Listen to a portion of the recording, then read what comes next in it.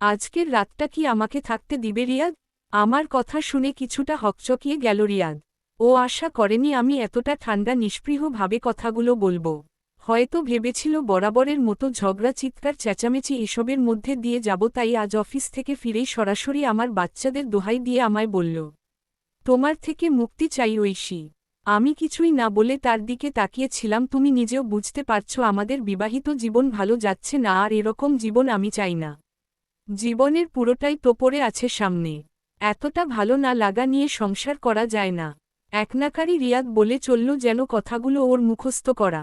এমন নয় যে এসব বিষয়ে ওর সাথে আমার আগে কথা হয়নি। বহুবার হয়েছে, ঝগড়াও হয়েছে, আমি রাগ করেছি, জিনিসপত্র ভেঙেছি, কেনই বা করব না? তিলে তিলে গড়ে তোলা আমার সংসার, দুটি বাচ্চা সবকিছু মুহূর্তে লণ্ডভণ্ড হয়ে যাবে, কারণ ও এখন আমাকে আর আগের মতো মূল্যায়ন করতে পারছে না। সেই জন্য আচ্ছা, আমি আমার চাকরিটা কি নিজের জন্য ছেড়েছিলাম? আমাদের দুজনের বাচ্চার জন্য ছেড়েছিলাম, অথবা বলা যায় ছাড়তে বাধ্য হয়েছিলাম।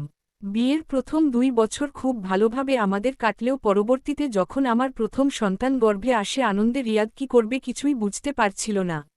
আমাদের প্রথম পুত্র সন্তান জন্ম নিল তার 2.5 বছর পর মেয়ে। কিন্তু কি জানি কি হল, মেয়ের জন্মের পর থেকেই রিয়াদ বদলে গেল। হ্যাঁ, আমিও বদলালাম, বদলাতে বাধ্য হলাম। চাকরি ছেড়ে দিলাম। রিয়াদ নিজেই বলেছিল, কাজের লোকের হাতে বাচ্চা মানুষ হোক, তাও চাইনি। অবশ্য আমার যে সম্মতি ছিল না তা নয়। খুব স্বাভাবিকভাবেই আমার দুটি বাচ্চা জন্মের পর আমার নখে আগের মতো আর নেইল পলিশ থাকে না। সারাদিন ছুটোছুটি করার পর, ঘরের সমস্ত কাজকর্ম করার পর চুল আছড়ে পরিপাটি শাড়ি পরে রিয়াদের জন্য অপেক্ষা করতে পারি না। চোখে কাজল দেওয়াই হয় না, ঠোঁটে লিপস্টিক তো বহুদূর। ছেলেটাকে স্কুলে দেয়ার পর কাজ যেন আরও বেড়ে গেল। রিয়াদ কখনো এইসব ব্যাপারে খোঁজখবর করেনি। কাজের লোক অবশ্য একজন আছে, সে এক বেলা এসে কাজ করে দিয়ে যায়। কিন্তু ওই যে বললাম, সময় সময় খুব নিষ্ঠুর হয়। আমার আর রিয়াদের বিয়ের 9 বছর পর আমাদের মাঝে তৃতীয় একজন ঢুকে গেল। আমি তখনও কিছু বুঝতেই পারিনি। ধীরে ধীরে আমার প্রতি শারীরিক আকর্ষণ ওর মিলিয়ে গেল। মানসিকভাবেও যেন আলোকবর্ষ দূরে চলে গেল রিয়াদ। ও আর তেমন কথাই বলতো না আমার সাথে। যাই বলতো তা নিয়েই ঝগড়া শুরু হয়ে যেত। ও ক্লান্ত থাকত, আমিও সারাদিন ঘরের সমস্ত কাজকর্ম করে বাচ্চা সামলে ক্লান্ত থাকতাম।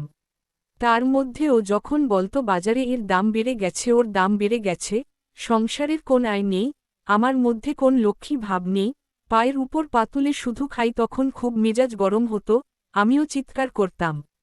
তবে প্রায় 1 বছর ধরে আমি ঝগড়া করা একদমই বন্ধ করে দিয়েছি। আমাদের মধ্যে কথাও হয় খুব কম। যখনই জানতে পেরেছি সেই তৃতীয় ব্যক্তিটির কথা, যে রিয়াদের সাথে একই অফিসে চাকরি করে, সুন্দরী, লাস্যময়ী, কমবয়সী, হাই হিল পরা, চড়া মেকআপ আর গাঢ় লিপস্টিকের আধুনিক এক তরুণী, যার সামনে আমি এখন আর কিছুই না।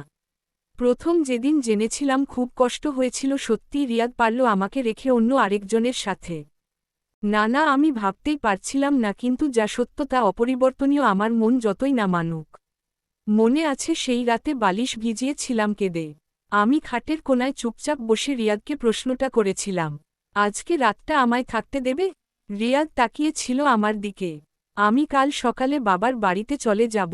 তুমি তো জানোই বাবা অসুস্থ, এসব শুনলে আরও অস্থির হয়ে যাবেন, তাই আমি একাই যাব। বলবো তাকে দেখতে এসেছি, পরে পরিস্থিতি বুঝে তাদেরকে মানিয়ে বাচ্চাদেরকে নিয়ে যাব। এ কয়দিন আশা করি তুমি আমার বাচ্চাদেরকে দেখে রাখতে পারবে।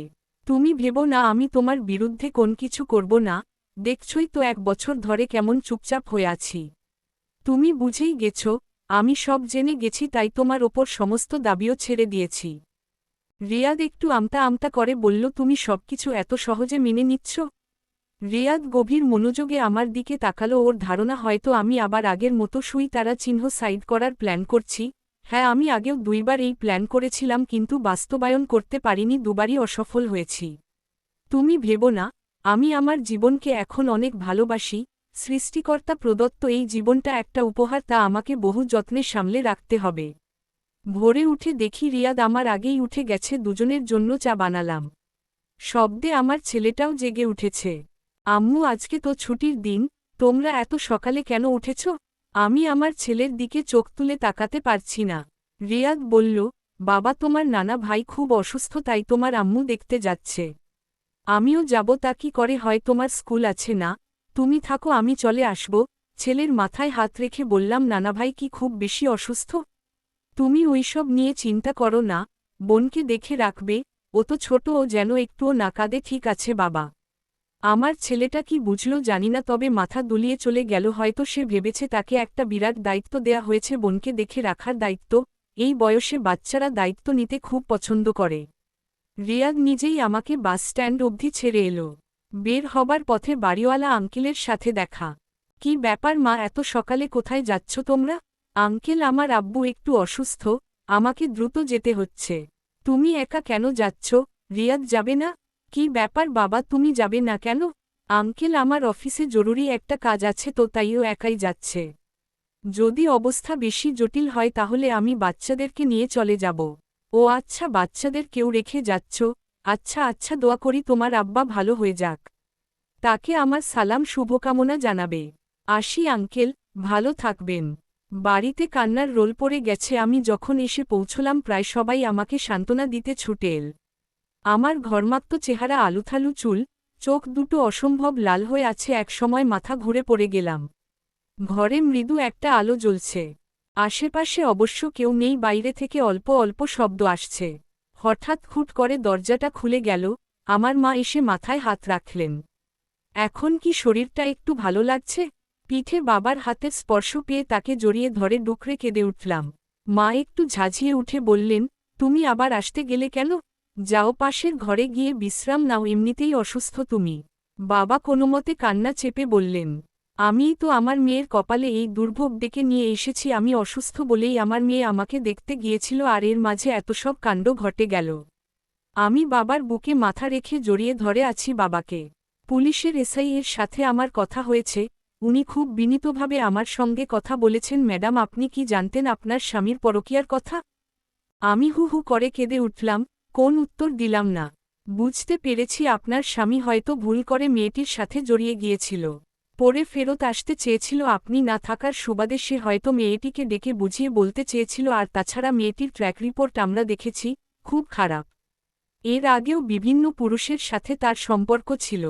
তাছাড়া পোস্টমর্টেম থেকে আমরা জানতে পেরেছি উনার শেষ খাবারেই তারা চিহ্ন মেশানো হয়েছিল। আর আমি নাম বলতে চাচ্ছি না, সেই পানীয়র বোতলটি নিয়ে ঢুকেছে মেয়েটি নিজেই। অতএব আমরা ধরে নিতেই পারি হয়তো তাদের মধ্যে তিক্ত সম্পর্ক চলছিল। মেয়েটি এর সুযোগ নিয়েছে এবং আপনার স্বামীর উপর প্রতিশোধ নিয়েছে, কিন্তু সে বুঝতে পারেনি ধরা পড়ে যাবে। আপনি চিন্তা করবেন না, আমাদের পোস্টমর্টেম শেষ। বডি আপনারা চাইলে এখন নিয়ম অনুযায়ী দাফন করতে পারেন। কি যে অবস্থা সমাজটার, মানুষের মানসিকতার! বলতে বলতে উনি আস্তে করে উঠে চলে গিয়েছিলেন। আমি মনে মনে বলেছিলাম, তোমরা খুব বোকা, তোমরা বডির সুরতহাল করেছ, স্টোমাকে তারা চিহ্ন পেয়েছ, পানীয়টি পরীক্ষা করেছ, কিন্তু পাশেই পড়ে থাকা বরফের দিকে নজর দাওনি। এটা এক ধরনের দায়িত্বহীনতা, তবে এই দায়িত্বহীনতায় আমি বেঁচে গিয়েছি। ছোটবেলায় কোন এক ক্রাইম শোতে এইরকম একটা ব্যাপার আমি দেখেছিলাম, অ্যাপ্লাই করলাম আর চমৎকার একটা রেজাল্ট পেলাম। আমি সেদিন রিয়াদের কাছে রাতটুকু থাকার অনুমতি চেয়েছিলাম। আমি জানতাম ও যখন অনেক আনন্দে থাকে অথবা অনেক কষ্টে থাকে তখন কিছুটা মদ্যপান করে। আমি চলে আসা মাত্র ও আমার বাচ্চাদেরকে ওর ভাবির কাছে রেখে আসবে। ওর ভাই ভাবি নিঃসন্তান, প্রাণ দিয়ে আমার বাচ্চাদেরকে স্নেহ করেন। আর এই ফাঁকে ও ওর গার্লফ্রেন্ডকে নিয়ে আমারই ফ্ল্যাটে, আমারই বেডরুমে, আমারই বিছানায় উৎসব করে বেড়াবে, আর তার অংশ হবে অবশ্যই ওই বিশেষ পানীয়টি। আমি তো শুধুমাত্র তখন জ্ঞান হারানোর অভিনয়টুকুই করেছিলাম, বিশেষ কিছু না। সেই মেয়ে রিয়াদের জীবন দখল করে নেবে। আমি আমার বাচ্চাদেরকে নিয়ে দুঃখ ভরাক্রান্ত হৃদয়ে বাবার বাড়িতে উঠব। সমাজের চাপে, বাবা মায়ের চাপে পড়ে হয়তো আবার বিয়ে করব। আমার বাচ্চারা বড় হবে অনাদরে, অবহেলা, এতিমের মতো, তা আমি কখনো হতে দিতে পারি না।